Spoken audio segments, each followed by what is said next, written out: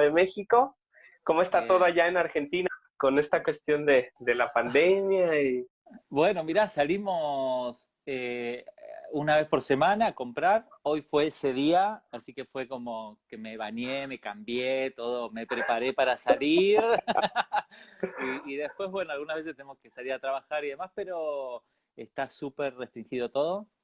Y la gente está como muy consciente de todo lo que está pasando, dependiendo un poco las zonas. Nosotros tenemos centralizada la expansión del virus en 3 o 4 ciudades cercanas a Buenos Aires, así que bueno, como que ya lo tenemos localizado, pero bueno, está creciendo cada vez más la cantidad de gente contagiada y demás, ¿no? Pero bueno, hay, Sí. hay cierta conciencia, por lo menos se está formando desde el gobierno bastante, pero bueno, Ok, veremos. oye, yo tenía una duda, aparte de esto, es ¿qué te estabas comiendo en la tarde que te salió un pelo ahí? Ah, Mary estuvo cocinando, sí, muy rico. Acá me está mirando, está. Una especie, no sé cómo le dicen allá, lo que es la calabaza, una calabaza rellena con arroz yamaní y con verduras y demás. Estamos tratando de cuidarnos una vez al día y después a la noche derrapamos, es decir, comemos luego. Perfecto, excelente, como Entonces debe como ser. que, claro, no sentí tanta culpa a la noche, digamos. Así que... No, excelente. Yo vi que eso se ve muy bueno que es, pero pues no sabía, entonces. Sí, Pues sí, bueno, sí. Gabriel, entrémosle al tema. Dale, Creo dale, que dale. de un tema bastante incómodo. Ujú, Y ujú, lo planteamos como un tema incómodo porque pues realmente hay dos grupos en esto que se ven confrontados con la cuestión de una renovación de la masculinidad, ¿no? ujú, La ujú, cultura postcristiana y ujú. especialmente cuando hablamos de una renovación de la masculinidad desde la fe. La Ajá. cultura postcristiana que dice eso de la fe y de Jesús y las instituciones religiosas, no estoy tan seguro, Ujú, que muchos de estos movimientos pertenecen pues grupos feministas, representantes de mm. grupos LGBT, más que cuando tú hablas de una renovación de la masculinidad desde la fe, hay cierta sospecha. Tal cual. Muy bueno eso de la sospecha, me encantó. Y de la incomodidad Y, también, ¿no? y, y del otro lado está pues la iglesia, que le dice, Claro. ¿sabes qué? Tienes que renovar tu masculinidad. Y pues saltan muchos pastores, líderes, hombres, Mm, a decir, espérame, pues si la Biblia dice que yo tengo que estar al frente, ¿no? claro, Entonces, claro. ¿qué opinas de esto? Es un tema incómodo. Bueno, yo creo que es incómodo para el grupo que se sienta amenazado, obviamente. Yo creo que el hecho de sentirnos incómodos está bueno porque nos hace replantearnos ciertas formas de pensamiento, estereotipos, formas de percibir la masculinidad. Me parece genial que sea incómodo. Me parece que nos hace repensarnos, quizás hasta reparar ciertas cuestiones que teníamos como muy marcadas o muy estereotipadas, ¿no? Así que yo creo que la desconstrucción del género masculino es maravillosa, es decir, yo siempre he buscado la desconstrucción de todo. De hecho, yo en mi peregrinaje siempre he deconstruido la figura de Jesús, he deconstruido la familia. Los que me conocen en mi recorrido Ujú. saben de que yo hablaba de diversidad de familias hace un par de años y todo el mundo se escandalizaba.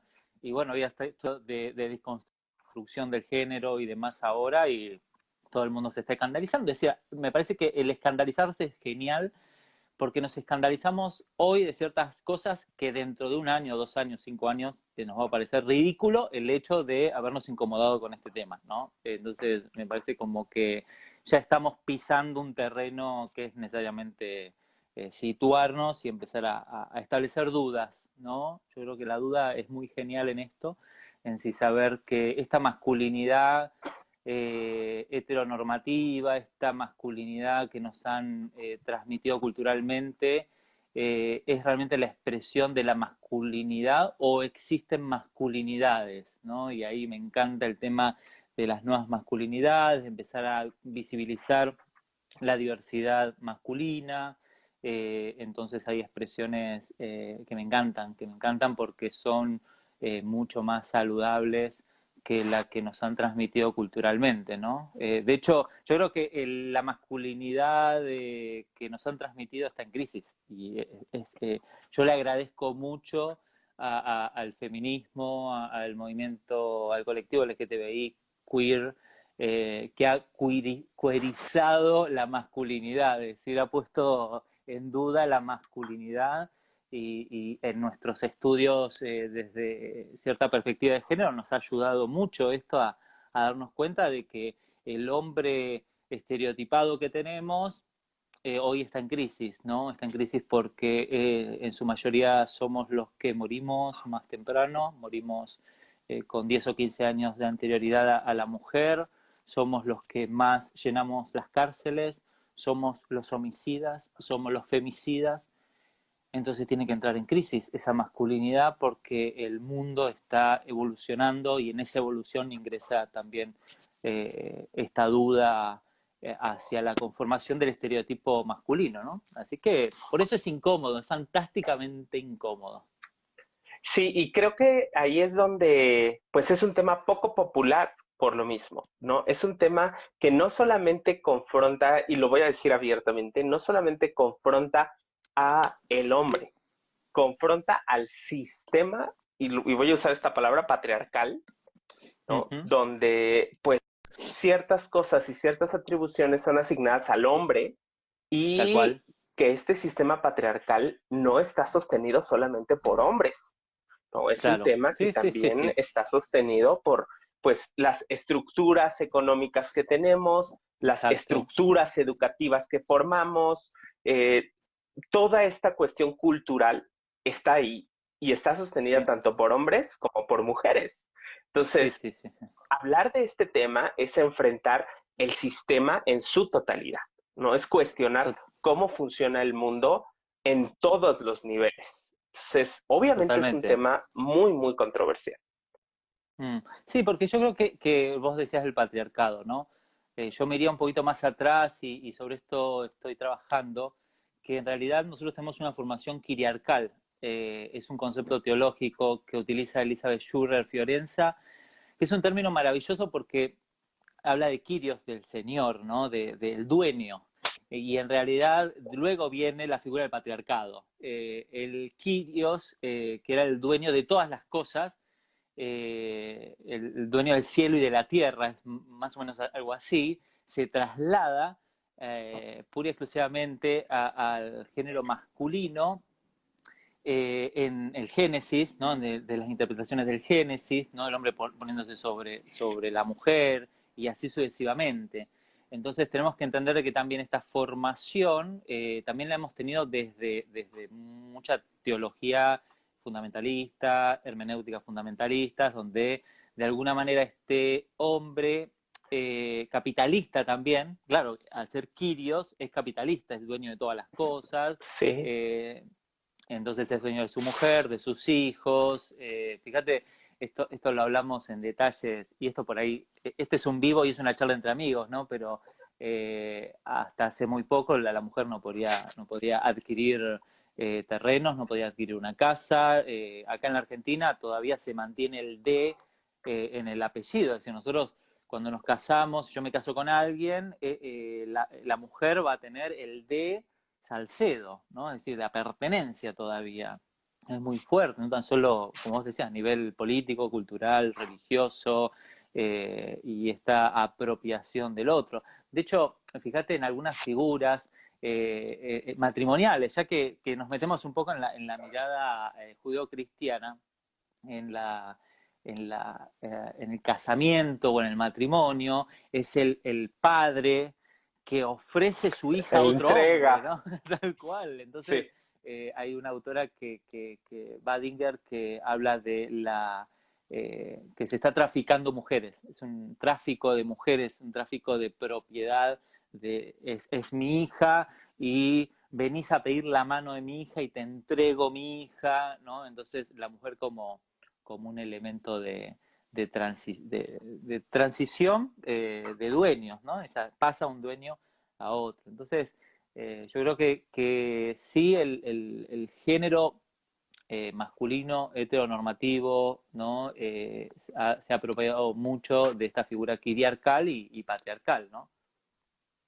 Sí, voy a leer los comentarios que nos ponen por aquí. Dice, Dale. Maturana habla de una cultura patriarcal también hace mucho tiempo y nos dicen también que los hijos llevan el apellido paterno primero, aunque ya en varias ciudades se ha abierto y se puede elegir, Mm, ¿no? Entonces sí, sí, sí. estamos construidos en una cuestión bastante patriarcal. Creo que la cuestión del matriarcado, híjole, yo he escuchado comentarios de que no hay un matriarcado como tal, sino hay un patriarcado ejercido por mujeres. Exactamente. O Sí, sea, sí, sí, sí. Es esa figura. Lo que pasa es que en algún momento se escuchó la idea de matriarcas y hay algunas teólogas feministas que utilizan ese término.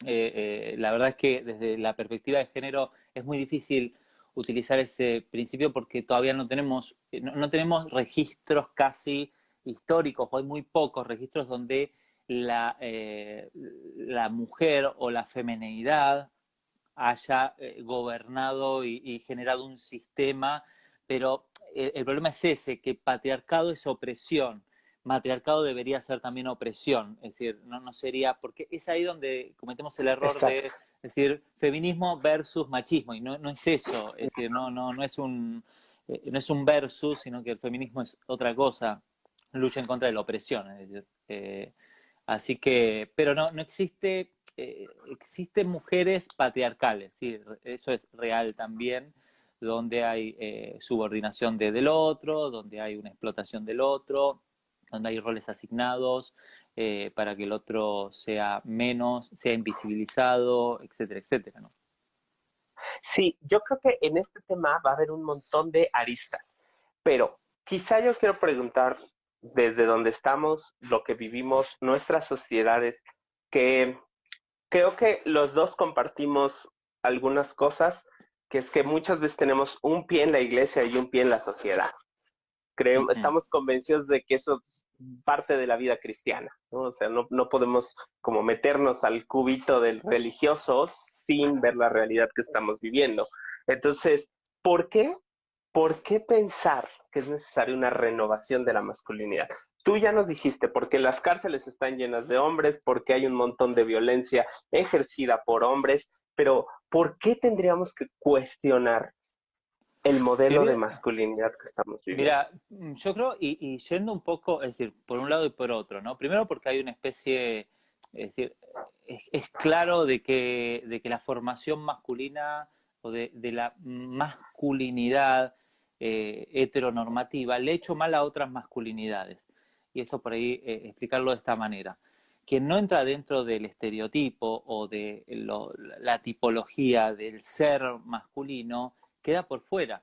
Entonces, hay masculinidades que no se pueden expresar, hay, por ejemplo, hombres gays que no se pueden expresar porque no entran dentro de ese estereotipo heteronormativo, los hombres afeminados no ingresan tampoco, el hombre soltero no ingresa porque tiene que ser casado, tampoco ingresa el hombre negro, es decir, por raza, por etnias o lo que sea, el hombre pobre, el hombre que no tiene estudios, es decir, porque en realidad cuando nosotros estamos hablando de masculinidad, estamos hablando del hombre blanco, clase media, y en este vivo nosotros somos eso, somos, tenemos que ser honestos Claro, epistemológicamente, ¿no? Es decir, desde ese lugar de decir, a ver, ¿dónde estamos situados vos y yo? Somos hombres blancos, clase media, nos podemos quedar en casados, casa, claro, heterosexuales, pará, yo soy divorciado, cuidado, porque ahí salí un poco, viste que te sacan inmediatamente porque claro. ya no tenés el checklist. Entonces, fíjate, a ver, la figura de Jesús es maravillosa porque Jesús también se salía de los estereotipos de su Sí, tiempo, eso entonces era lo también era puesto, bueno. claro, y era puesto en duda. Entonces, fíjate, el hombre que está solo, uy, ¿por qué está solo? ¿Qué le pasa? Tenés a ese tío o a ese padre que te dice, vos no serás gay, ¿no? Entonces, hay un montón de críticas de parte de esta masculinidad heteronormativa hacia las otras expresiones de masculinidad, ¿no? Entonces, yo creo que entra en crisis porque hoy se visibiliza mucho más las otras expresiones de masculinidad. Es decir, hoy estamos dándonos cuenta que la diversidad sexual, la diversidad de género, se expresa también en diversidades masculinas. Entonces, al darnos cuenta de que ya no es tan raro ser raro, nos expresamos, ¿no? Sí. Entonces decimos las cosas en voz alta. Entonces, claro, evidentemente ahí se pone la duda, volvemos a eso, se pone la duda sobre esa figura heteronormativa. Y cuando digo heteronormativa, yo digo, no se está hablando mal de lo heterosexual, no, no, no, se está diciendo cuando yo quiero imponer un perfil o una forma sobre las demás, ¿no? Sí, y yo creo que ahí le estás dando la clave de esto. Creo que cuando hablamos de masculinidad, hablamos de una caja, ¿no? Y hago alusión al estudio que hizo eh, Gillette, Axe, esta Uh -huh. empresa, sobre la masculinidad. Y ellos plantean que la masculinidad, al menos en México, Estados Unidos e Inglaterra, está regida por ciertas cosas. Y si tú sales de eso, ya no entras en lo masculino. Entonces, Claro. ellos dicen que es la cuestión de autosuficiencia, o sea, un hombre no pide ayuda, la Uh cuestión -huh. de ser fuerte, un hombre no puede ser débil, la cuestión del atractivo, pero el atractivo físico no llegando a la cuestión metrosexual, sino a la cuestión de cuidarte tu apariencia. La cuestión de los roles masculinos rígidos del hogar. Claro. Sí, Si sí. tú te pones a lavar los platos, trapear, cuidar a los hijos, sales de este rol, ¿no? La cuestión de la sexualidad, que dice, debes de ser una persona hipersexual. Claro. Si tú no todo el tiempo estás pensando en sexo con las mujeres o con los hombres, Mm. en el caso de los homosexuales, no entras dentro de este punto. Y los homosexuales aparte ni siquiera entrarían dentro de la caja. Claro. La cuestión de la Lamentablemente. hipersexualidad y la cuestión de la agresión y control. Un Sí, hombre es el que tiene el control, domina y tiene las riendas sueltas y además puede llegar a tener cierta carga agresiva. sí, Entonces, si tú sí. estás fuera de todo esto que dijimos, ya no entras en el rol masculino, ya no Mm. estás dentro de esta caja. Y entonces todo esto te excluye, Claro. te Totalmente. saca. Y esta rigidez de la caja de la masculinidad, creo que es esto que tú nos estás expresando, Mm. ¿no? Entonces, Sí, de una la, u otra y manera, las cajas van cambiando en el tiempo también, porque esto es un recorrido histórico de la caja de la masculinidad. Yo estoy haciendo un estudio eh, eh, con cierta, con un eje transversal que es el hombre y la formación de la masculinidad en el tiempo, que es un estudio muy largo, pero cada época ha tenido su hombre, ¿no? O su masculinidad. Quizás no hombre, sino su masculinidad, ¿no?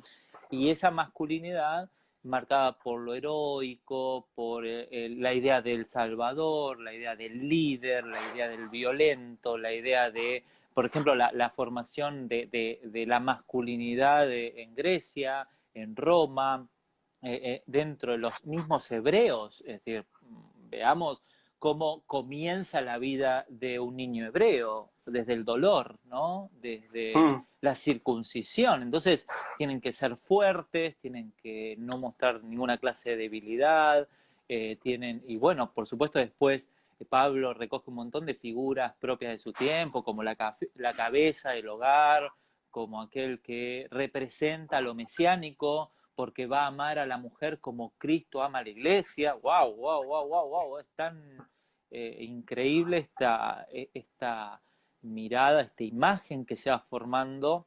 Entonces, nosotros vamos tomando como natural esa imagen del hombre, ¿no? Entonces, el hombre debe ser así. Entonces, la angustia comienza a darse cuando no estoy dentro de este perfil, de este estereotipo, de esta imagen. Entonces comienzo a darme cuenta de que evidentemente no estoy dentro de esta caja que vos decías, ¿no? Entonces hoy a mí, mis consultantes, la gente que tengo en la consulta online, muchos vienen desde esos espacios donde no ingresan dentro de esta cajita de la masculinidad o de la feminidad, ¿no? claro. Y creo que ahí entramos en el otro tema y quizá para cerrar esta parte, tú hablaste de dos cosas bien importantes. Una que es Mm, dónde estamos parados tú y yo, ¿no? La cuestión del privilegio, ¿no? Y totalmente. entendiendo el privilegio como me gusta la definición que dan algunos pues estudiantes de este tema actualmente que dicen que es algo que todos deberíamos de tener, pero que solo unos pocos tienen. Entonces, por ejemplo, todos deberíamos de tener el derecho de salir a la calle y que no nos acosen, pero solo los Totalmente. hombres tenemos eso. No, todos deberíamos tener el derecho de poder acceder a un sueldo igual por el trabajo que hacemos, pero solo los hombres podemos acceder a eso, las mujeres pueden ganar menos.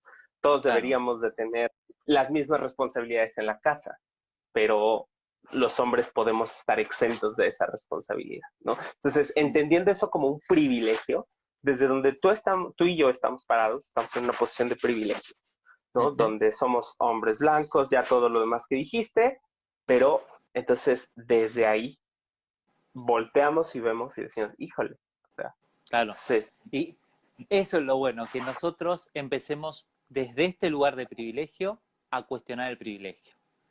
De hecho, Rita Segato dice que al patriarcado hay que meterle como una especie de caballo de Troya, ¿no? Eh, y un poco parte de lo que uno hace desde lo que estudia y desde lo que va transmitiendo es justamente eso. Es decir, estamos ingresando a Troya. Troya que tiene la fortaleza, el poder, los privilegios. Nosotros somos parte también un poco de Troya porque estamos un claro, poco adentro, pero nos damos cuenta de que esto tiene que colapsar, es decir, colapsar en nombre también de esos ideales que yo creo que Jesús también tenía, ¿no? Es decir, que ahí aparece esa fe o aparece una espiritualidad con una masculinidad mucho más diversa, donde se da cuenta de estos privilegios y no tan solo cede, sino que renuncia a esos privilegios, ¿no? Es decir, tenemos que comenzar a renunciar a nuestros privilegios, cosa claro, que no nos han enseñado que todo lo que ganemos es por nuestro mérito y ahí viene la meritocracia, que es otro de los puntos en los cuales se está cuestionando, ¿no? Es decir, ¿realmente es meritocracia o es el lugar de privilegio que no permite que otras personas que tienen quizás mejor preparación que nosotros, tienen mejores actitudes y lo que sea, no llegan, ¿no? Y ahí aparece lo que se llama el techo de cristal, si esa, sí, esa no posibilidad de llegar, o el laberinto invisible, o el piso pegajoso, es decir, nunca llegan. ¿Por qué nunca llegan? Porque nosotros, los hombres blancos, heterosexuales, etcétera, etcétera, hemos también construido las dificultades para que se acceda a eso, sí, sumado, por supuesto, a todas cuestiones económicas. Por eso hoy estamos cuestionando el capitalismo. El capitalismo sí, es una expresión también de este patriarcado. sí, y yo ahí voy a hablar un poco desde mi experiencia con mi descubrimiento de esto, porque la verdad es que para mí fue una crisis muy fuerte. O sea, darme cuenta de que lo que había obtenido en la vida, no tirando toda la basura a quien soy, pero que mucho de lo que había obtenido y en donde estaba venía dictaminado casi desde antes, no por lo que hacía, sino por cómo me veía, cómo era, cómo pensaba. Para mí fue una cosa muy desafiante internamente, Claro. porque fue Ujú. o sea, estoy en el trabajo que tengo lo que poseo, eh, estoy en esto, la gente me escucha porque soy hombre blanco, Claro. adulto, joven, casado, no es porque soy brillante, Ujú. no es porque soy muy bueno. Entonces, no es por eso. La Claro. mayor parte de la carga del por qué te escuchan es por lo otro, Ujú. por la figura que representas en un sistema que está buscando eso. Entonces, fue un shock al inicio, después fue un proceso de aceptación, pero Mm. después dije, pues entonces, si este es un regalo que me están dando, este regalo tengo que usarlo para regalar a otros lo que a mí me fue dado, ¿no? Claro. Entonces, creo Sí, que un algunos hablan de la redistribución de eso, ¿no? Es decir, por ejemplo, y esto yo me estoy cuestionando mil cosas, ¿no? Por ejemplo, ¿por qué nuestros representantes teológicos, es decir, los teólogos, son hombres blancos, de clase media, viste, que vienen del norte y todo lo demás? Es decir, eso es porque Dios toca a esas personas, es decir, y ahí empezás a descubrir un montón de teología feminista, teología desde las mujeres, el movimiento de las mujeres, y eso es uno de mis temas hoy. Me encanta poder escuchar la voz de esas mujeres que fueron silenciadas por este mecanismo patriarcado o teológico patriarcado que nos ha llevado a solamente estudiar hermenéuticas, interpretaciones y teología blanca, masculina, y con posturas obviamente androcéntricas, ¿no? sí. Mm. Voy a aprovechar para leer un poquito de los comentarios que hay por aquí. Te dicen, Gabriel, escribe un libro de esto, por favor. Yo sé que viene una tesis por ahí. Si tomamos en cuenta las nuevas masculinidades, iremos en contra de la teología paulina. Creo que ahorita vamos a entrar al tema desde la fe, Sí, sí. ya justo, entonces ahorita vamos a checar. Escribe otro libro de esto, Gabriel, te ponen el capitalismo del sistema, más bien eso es mercantilismo, porque el capital pues lo necesitamos en su sistema de libre intercambio y hasta que no exista otro, pues qué, ¿no? Claro, el sistema hay que cambiarlo desde una manera muy realista, ¿no? Tampoco Sí, vamos sí. a ponernos de una cuestión idealista en esto. La No, y la iglesia de pandemia hoy, nos ha ayudado a eso. ajá, sí, claro. La iglesia de hoy alimenta ese capitalismo moral, intelectual y de clase. Existen otros sistemas económicos y otras formas de gobierno. ¿Cómo probarlos? El capitalismo no funciona, son ahí muy rudos con el capitalismo.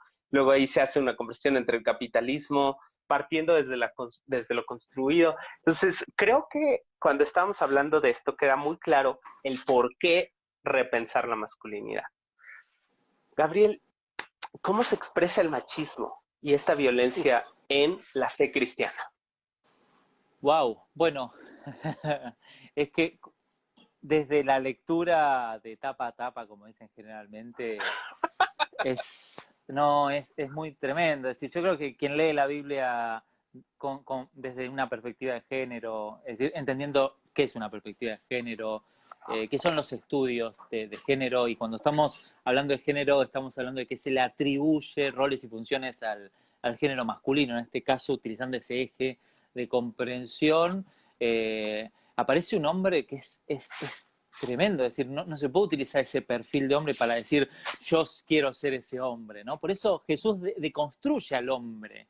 Entonces, por eso es la ruptura con su tiempo. A ver, a Jesús lo matan, lo asesinan porque desconstruye lo político, lo económico, lo religioso, deconstruye el género también. Es decir, ¿cuántas veces hemos hablado de sus encuentros con mujeres, desde ese lugar privilegiado que tenían las mujeres, desde las mujeres como sostén de su trabajo, de su ministerio, de su misión, María como una luchadora, María como una persona sumamente importante en todo su desarrollo, es decir, se sabe que María iba con Jesús ahí al lado de él, ¿sí? Todo el tiempo, es decir, las mujeres que les anuncian la resurrección, son ellas las primeras apóstolas, como digo yo, y como dice un montón de gente, no digo yo, que anuncian a los apóstoles, ¿no? Es decir, la resurrección, fueron las primeras que anunciaron la resurrección. Entonces,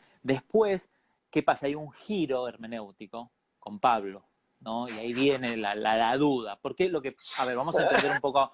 Lo que pasa es que a Pablo hay que entenderlo desde su contexto, ¿no? Un contexto Sí, donde todo problema era femenino, ¿no? Donde todo problema en una comunidad era porque la mujer, pero era parte de su contexto, por eso manda a callar a las mujeres. ¿Por qué Pablo manda a callar a las mujeres? Las manda a callar porque soluciona un problema de una nueva comunidad con elementos de las viejas comunidades, que era endemonizar a la mujer. La imagen de la mujer en todo el trayecto bíblico siempre ha sido dos imágenes fundacionales, la imagen de Eva como la que nos hizo pecar a todos, como la que negoció con la serpiente, es la imagen del mal. Después tenemos a Jezabel. Después, por favor, leamos los proverbios, lo que dice de las mujeres. Es decir, continuamente hay una desvalorización, un desprecio desde esa figura de la mujer.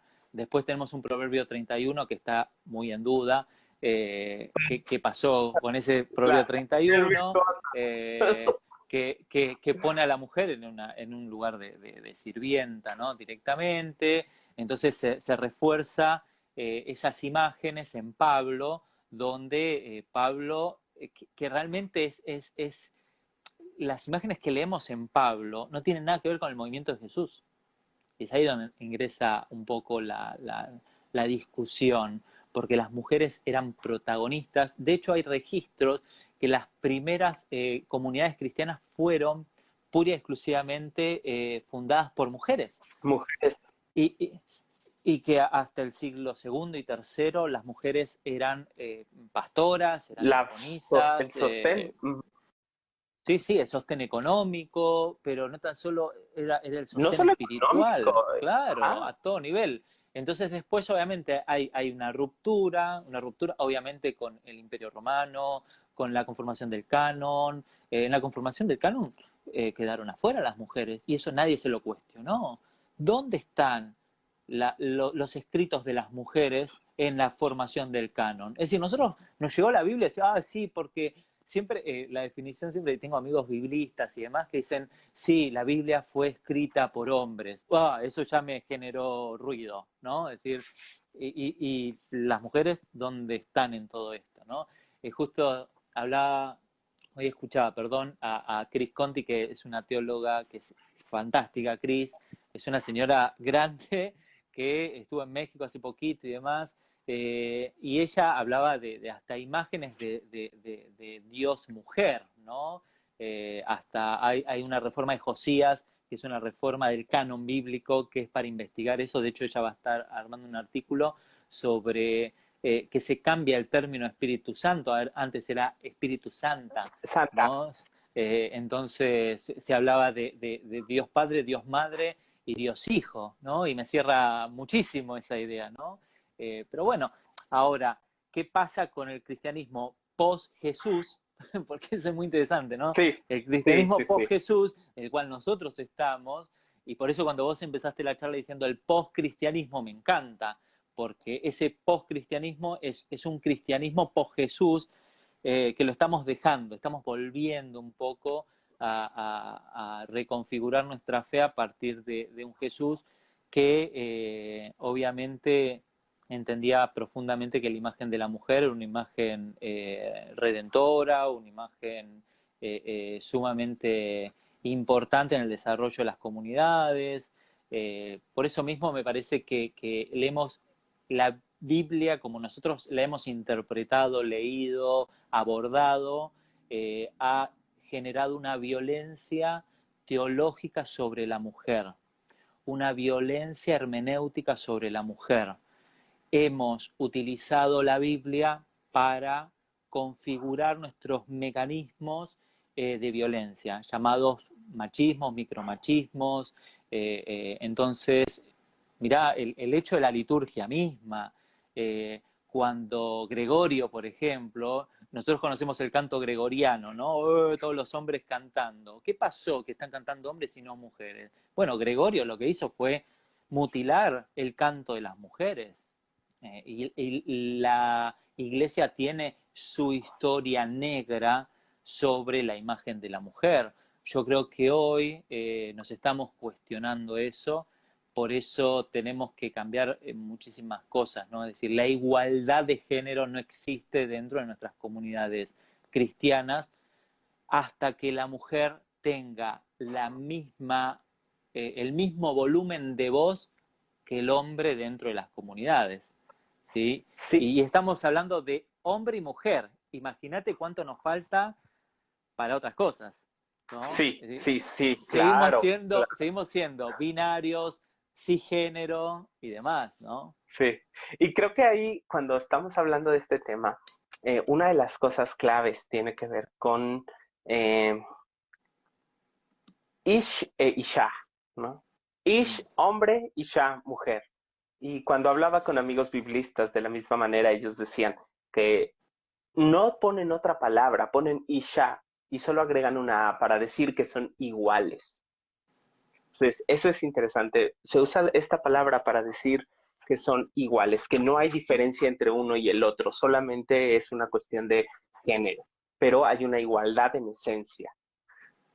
Pero después pasa algo interesante porque dice, pues ahora, como pecaron, tu mujer, te vas a tener que someter a tu marido, al hombre.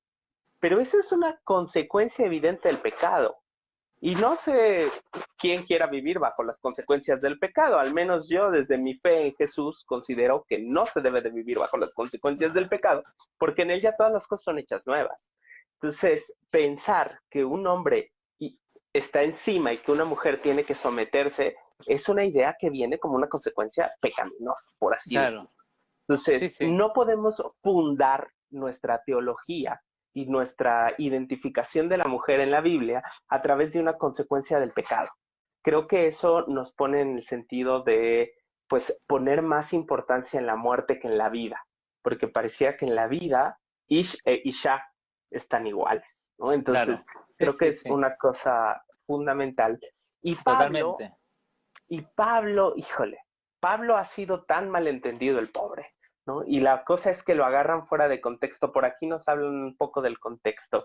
Eh, Pablo es tan malentendido que cuando él dice que se callen, creo que hay que entender el contexto que se estaba viviendo en el momento, ¿no? O sea, para los judíos las mujeres no podían acceder a la sinagoga.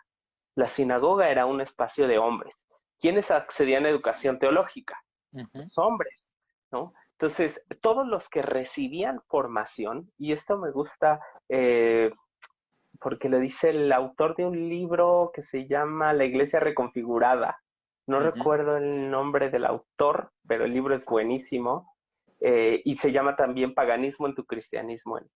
Él menciona esto y dice, pues resulta que las mujeres no podían estar adentro de las sinagogas ni participar de la educación teológica.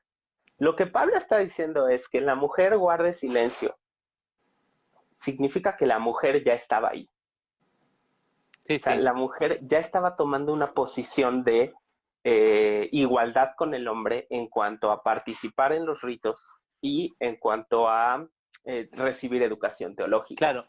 El problema con Pablo y nosotros es que si Pablo formaba parte de ese proceso reformador, es decir, si estamos hablando de que en la sinagoga no tenían presencia las mujeres, en la comunidad primitiva cristiana tenían presencia, pero no vos, tenemos que evolucionar en nuestra Exacto. reforma. Entonces, nuestras comunidades del siglo XXI, no tan solo la participación, no solamente la voz, no solamente la teología, es decir, ya deberíamos haber evolucionado A como liderarlo. seguramente Pablo habría deseado. Lo que yo digo es, a ver, gente, ¿vamos a tomar a Pablo literalmente o vamos a tomar el espíritu de Pablo? Pablo quería reformar las cosas, obviamente quería reformar, es decir, lo están matando porque quería reformar las cosas. Ahora, lo que nosotros hicimos es un retroceso, involucionamos teológicamente, involucionamos bíblicamente, queriendo tomar las cosas al pie de la letra. Y el problema nuestro es el literalismo propio de las teologías fundamentalistas. ¿Por qué? Porque de alguna manera ese literalismo lo que hace es fundacionar, por eso fundamentalista, fundamenta el poder heteronormativo, etcétera, etcétera. Sí, Yo siempre digo que si nos encontramos a Pablo en el futuro o a Jesús, nos va a decir, pero muchachos, no avanzaron nada. ¿Qué les sí, pasó? Es decir, no evolucionaron sí, en nada. justamente nos ponen un comentario de eso, nos dicen, Frank Viola es el autor de estos libros, sí, él Ah, tiene un sí, sí, sí, documento sí. muy bueno sobre esta cuestión del malinterpretar a Pablo, y dicen por ahí que efectivamente hubo un empoderamiento de la mujer, pero que de repente llega la institución religiosa, yo lo pondría en el año 300, y mutila todo ese avance que se llevaba, y la verdad es que pues nos sumió en un oscurantismo que hasta la fecha yo creo pues sigue vigente, ¿no? Mm, Entonces, mm, mm. creo que es muy, muy evidente que en el corazón de autores bíblicos está la cuestión de la igualdad entre hombres y mujeres. Pero la reconfiguración de la masculinidad, Gabriel, Ujú. ¿podemos verla en la Biblia? ¿Una Sí, yo, invitación a hacer esto? mm, sí, yo creo a ver, la reconfiguración, primeramente siempre yo me pregunto, a ver, ¿por qué la figura de Jesús mirando desde lo masculino, ¿no? Eh, yo creo que el desafío de Jesús es justamente poder nosotros vernos en un espejo donde Jesús rompe con las obligaciones masculinas de su tiempo. Estamos hablando de un hombre que con 30 años no se casa. Estamos hablando de un rabí que pudo hablar sin ser casado, cosa que no se podía en su tiempo. Estamos hablando de un rabí que está hablando con mujeres de estatus dudoso. Estamos hablando de un hombre como Jesús que hace un acto que es muy bueno, identifica un micromachismo. Yo no sé si lo viste cuando está en la casa de Simón y todos los hombres ahí generan un micromachismo de empezar a comentar algo sobre esta mujer. Muy propio, ¿no? Mirá, mirá esta loca, que esto, que el otro, no sé cómo lo habrán dicho en su momento. Y Jesús frena y dice, esperen acá, ustedes no entendieron nada. Nada. Eso me pareció como, wow, es decir, yo lo comento esto lo comento en el grupo de la maestría de estudios de género, y me dicen, Jesús, a ver, no tan solo era feminista, sino que era queer, es decir, era raro. Y digo, sí, era raro porque imagínense el odio que habrá generado en todos los grupos heteronormativos de esa masculinidad que estaba nutrida por el machismo, él rompe con todo eso. Fíjense que siempre en los evangelios todos ponen la duda sobre la mujer y él lo que hace inmediatamente es quitar cualquier duda sobre la mujer. La mujer que toca el manto, wow, te tocó esta mujer. Imagínate cómo esa mujer puesta dentro de su sociedad y fue la única que logró que saliera poder de él, ¿no? Entonces, no tan solo esa mujer, sino el trato con todas las otras mujeres. Yo digo siempre cuando estaba con Marta y con María, que va a visitarlas y quiere que las dos estén con él, ¿no? Y me acuerdo que Marta, mal no recuerdo si Marta está haciendo las cosas del hogar, y en ese momento Jesús agarra y le dice, como vení, basta de hacer eso, como salite de ese rol, no es tu lugar, hay un lugar mejor, ¿no? Y yo en algún momento he posteado algo sobre ese tema y por supuesto Se te mi fue detector, encima. no, pero me encanta porque tengo detector de machirulos, como decimos acá en Argentina, que son geniales. Yo tengo posteos que son atrapa fundamentalistas, tengo posteos atrapa machistas, a mí me encantan. Y que cuando digo O machista, sea, hasta homófobos también. Sí, de pero todo. pero me sirven como, es un estudio para mí genial y lo muestro muchas veces, estos comentarios agresivos que recibo y demás, y yo creo que no, que responden pura y exclusivamente a una conformación de la masculinidad agresiva, violenta, ¿no? Eh, pero creo que trato de seguir con ese espíritu de Jesús de confrontación, ¿no? En esa conformación de la masculinidad. Y creo que Pablo probablemente no se haya animado tanto. Hay que también darle la posibilidad a Pablo de ser débil, ¿no? Y decir, bueno, no se animó tanto, pero creo que hoy nosotros podemos apropiarnos de hasta dónde se animó Pablo y seguir avanzando y evolucionando. Y no iríamos en contra de Pablo, sino todo lo contrario. Si Pablo hizo hasta mitad del camino, bueno, podemos completar nosotros la otra mitad, ¿no? Claro. Y hablando un poco de esto, creo que Pablo es un... Mira, Pablo pues tiene historia, ¿no? O sea, no podemos hablar de un Pablo sin hablar de Saulo, ¿no? De su fariseo Mm, y de cómo muchas veces en sus escritos se ve esta cuestión todavía de un poco legalista y rígido y creo que uno de los textos que a mí me habla mucho de la reconfiguración de la masculinidad es un texto donde está Jesús con este grupo de fariseos, ¿no? Como Pablo. Y está con este grupo de fariseos y está una persona que tiene una mano, la mano derecha tullida, dice. O sea, no la puede usar, ¿no? Y hablando un poco de esto que hablábamos de la caja de la masculinidad, un hombre que no tiene la mano derecha, que no puede trabajar, que no puede proveer, que no puede protegerse, que no es fuerte, que no amenaza, que no puede ser agresivo, pues es un hombre de segunda, ¿no? O claro. sabes si es un hombre. Mm, Entonces, a mí esta parte del hombre con la mano tullida, la mano derecha tullida, creo que me hace pensar un poco en la caja y en sí. alguien que estaba fuera de la caja. Mm, Y está ahí el grupo de fariseos y de saduceos viendo qué está pasando, ¿no? sí. Y creo que ellos representan a la caja. Mm, Ellos son mm, el debe ser, ¿no? sí. Tiene que ser así, puede ser así. Claro, y sobre el tema de la mano tullida y del trabajo del hombre, sabes que la conformación de nuestra masculinidad ha sido que tenemos que trabajar y que debemos trabajar toda nuestra vida. Por eso es muy complejo cuando vos no trabajás en algo manual, ¿no? O no sabes hacer las cosas manuales, ¿no? De la casa, Claro, por ejemplo, no se saben los datos que hay alrededor de las muertes. Los hombres somos los que más sufrimos de paros cardíacos.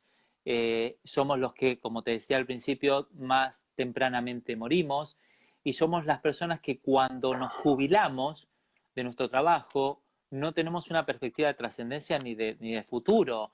Generalmente al poco tiempo los adultos que se jubilan de sus trabajos mueren. Entonces, yo creo que eso va con la caja, ¿no? Con que, ¿qué pasa que no está yendo a trabajar? Y ahí aparecen, y por ahí para tomarlo como ejemplo, las parejas aculturales se llaman, que es cuando la mujer, dentro de, obviamente estamos hablando dentro de los cisgénero, heterosexual y demás, la pareja heterosexual, hombre-mujer, la mujer sale a trabajar, sale de la casa y el hombre se queda al cuidado de los niños, es estigmatizado ese hombre claro. porque es una pareja acultural, no entra dentro del marco de el hombre proveedor, el hombre cabeza del hogar.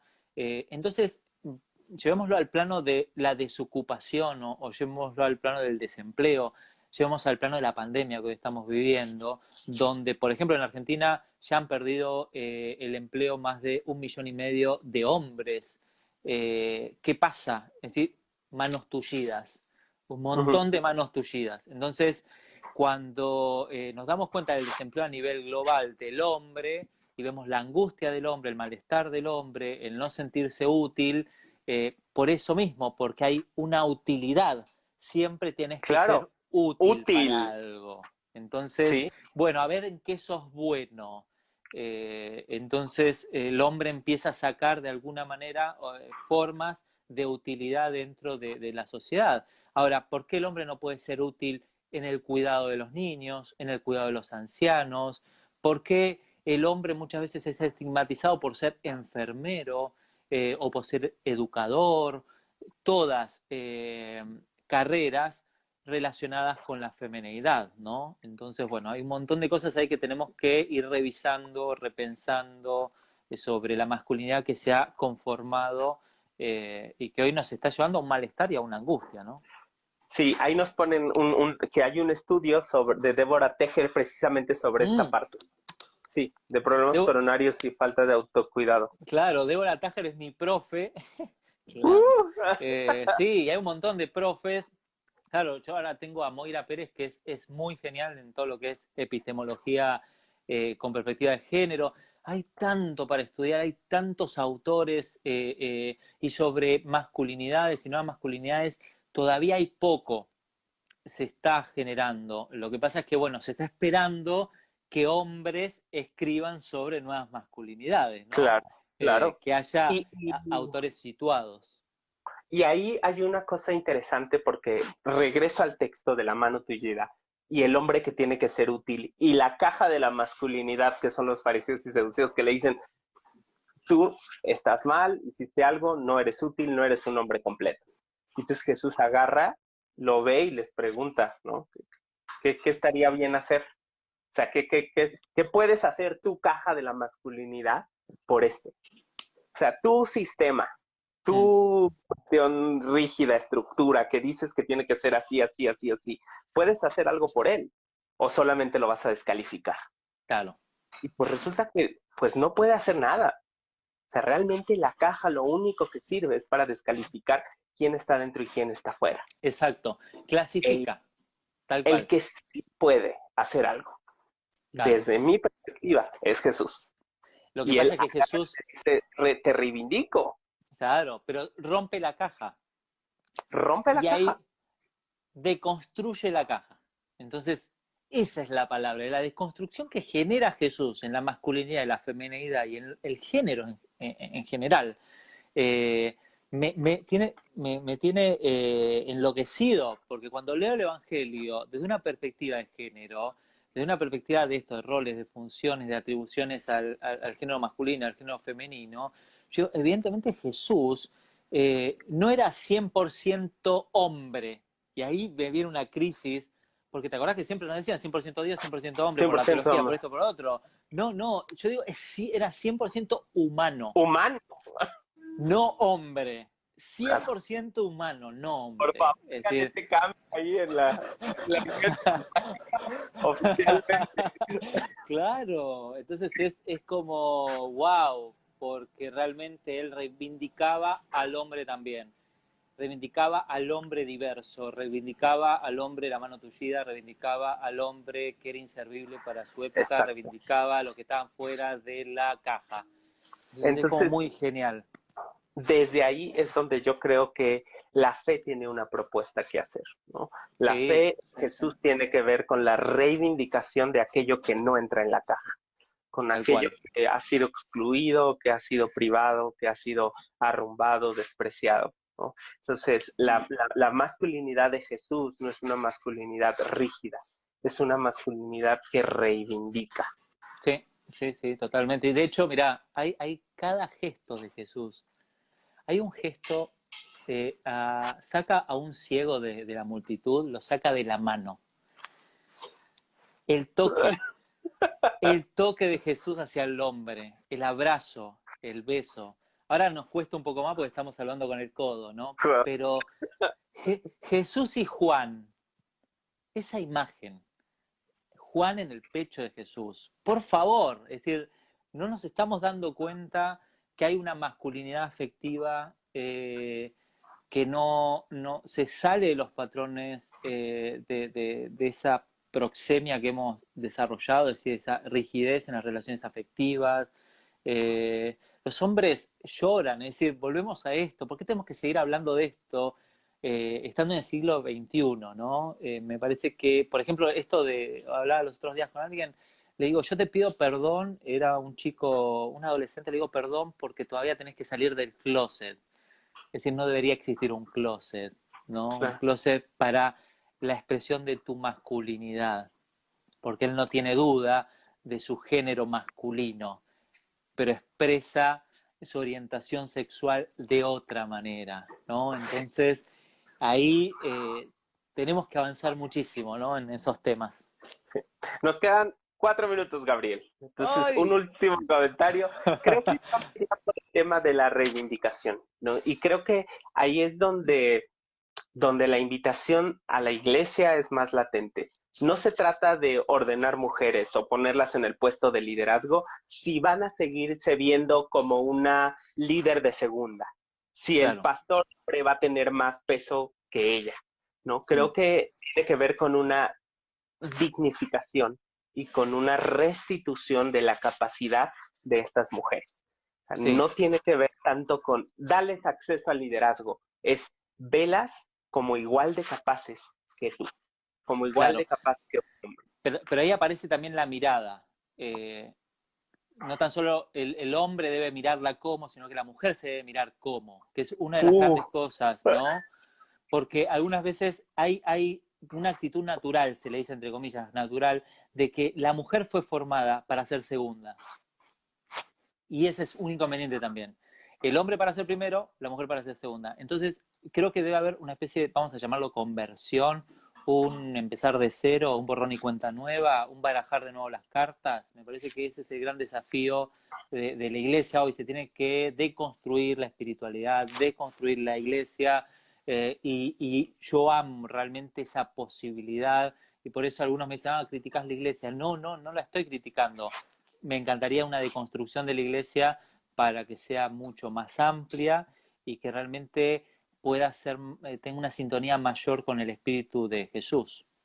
sí, había un señor al que le decían que qué iglesia, que qué le pasaba, creo que fue por el 1500 o algo así, un tal Lutero, Sí, sí, que sí, a qué crítico de la iglesia eres, de paso, ¿no? Deberías de literal. ajustar. Sí, sí, sí, sí, sí. Y Entonces, así un qué bueno. montón. Entonces, qué bueno que estamos haciendo esto de, pues, criticar, literal, criticar, pero haciendo cosas. Sí, No sí. quedarnos solamente en el discurso, sino en No, la no, acción. y la crítica es un buen comienzo, es un buen comienzo. Es incomodarnos un poco. Así que bueno, la crítica incomoda. Entonces, por eso algunas veces te prenden fuego por algunos lados y no te invitan más. Sí, sí, sí, sí. Por ahí nos pusieron tantos herejes ahí con risas. Dice, segunda parte, por favor. Entonces hay que deconstruir la fe. Qué increíble tema. Saquen una segunda parte. Nos quedan 28 segundos. Amigo, pues muchísimas gracias. En verdad disfruté mucho Bueno, la charla. igualmente, te abrazo desde acá y saludos a Lid, ¿sí? Claro que sí. Nos vemos, Bueno, amigo. nos vemos. Chao, chao.